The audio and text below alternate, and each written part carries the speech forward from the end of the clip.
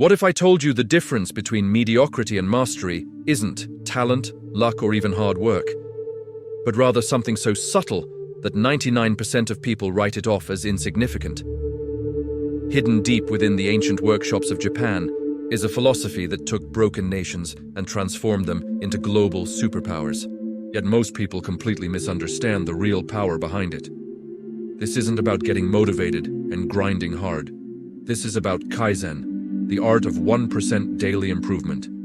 It's going to kill your need for dramatic change forever. The problem is, nobody tells you it requires you to step away from the instant gratification that modern society has programmed into your brain, and instead sacrifice a dopamine hit of quick wins for something far more profound. So the question is, are you ready to feel like you're going backwards while actually moving forward? Part 1. The foundational story. Meet Sarah, the marketing executive who had tried every productivity hack, morning routine, and life transformation system out there. But in spite of her desperate attempts, she found herself stuck in a burnout disappointment cycle. Her breakthrough moments didn't last, and she would always restart every few months, this time more defeated than ever.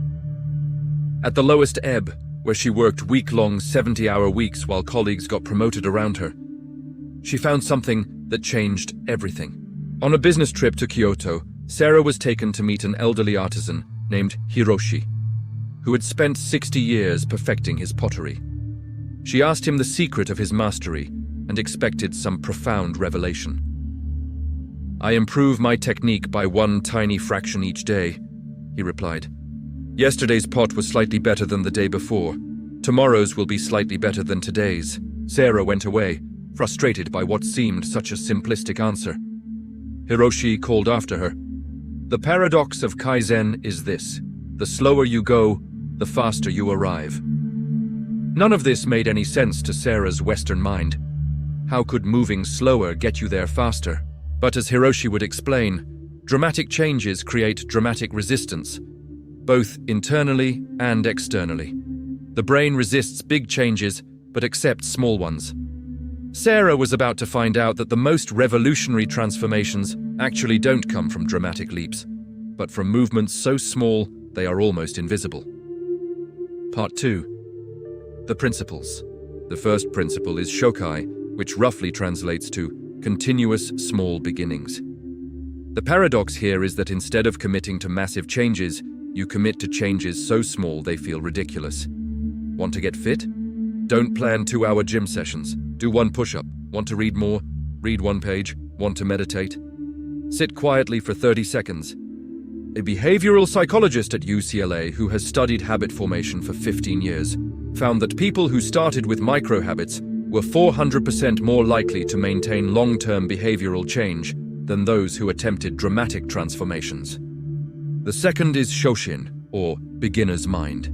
The counterintuitive action here is to celebrate incompetence. While everybody else is terrified of looking like an idiot, you have to revel in base-level suckiness.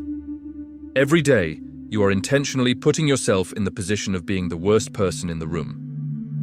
Well, a cognitive researcher at MIT who has studied expertise for a dozen years found that people who maintained beginner's mind throughout their careers demonstrated continued neural plasticity well into their 70s, whereas the ones who got comfortable with their expertise showed declining cognitive flexibility by their 40s.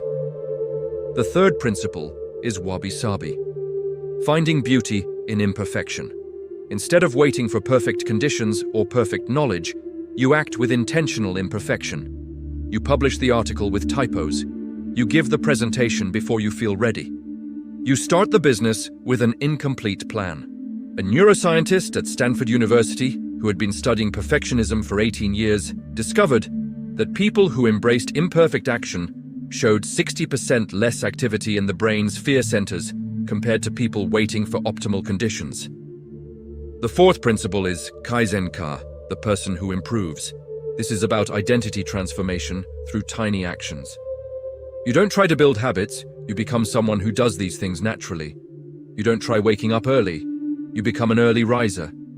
You don't try eating healthy, you become someone who nourishes their body. One developmental psychologist from Harvard, who has studied identity formation for 22 years, found that people who had focused on the changes in identity, not behavior, showed 300% better long-term adherence to their aspired changes.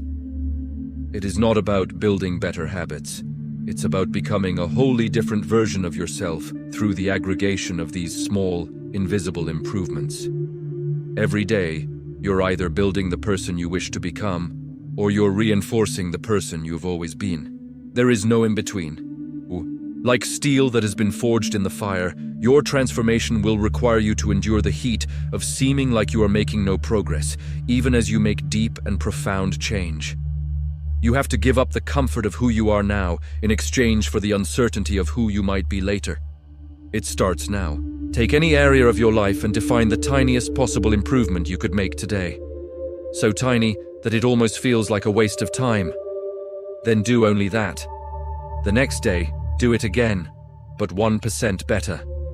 The path of Kaizen requires you to be comfortable, feeling like nothing is happening, while everything is changing.